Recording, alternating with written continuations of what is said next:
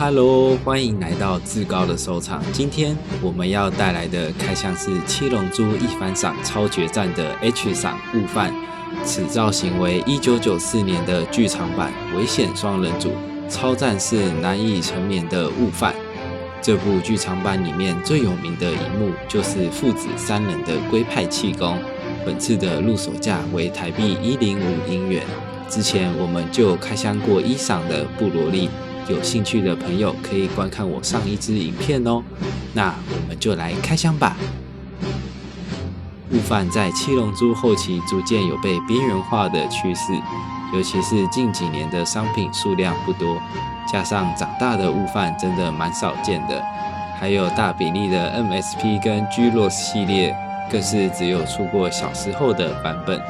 这次的悟饭身穿紫色的战斗服，算是近几年来精品中蛮稀有的造型，可惜在比例上比 MSP 还要小只，整体高度只有18公分。在动作设计上则是展现出向前冲刺的样子。头雕方面，头发使用了半透明材质，算是这系列的一大特色，尤其是在灯光映照下非常的有质感。可惜头发上的分蒙线有些明显。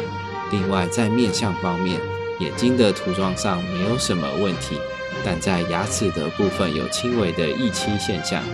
在肤色的使用上，可以看到有做渐层的阴影涂装，紫色的战斗服上也有做阴影处理，可惜效果并不明显，所以在质感上略显阳春。腰上和手腕的红色带子则是直接使用了塑胶成型色，所以这里塑胶感很重。另外这一系列使用了透明底座，所以质感上看起来还蛮不错的。最后再提醒大家， GNG 和之国娜美的抽奖活动到4月9号为止哦，而且留言一定要说出想看到什么开箱，如果只是罐头留言将不算入抽奖资格哦。那今天的开箱就到这里，如果喜欢今天影片的朋友，也别忘了订阅我的频道哦。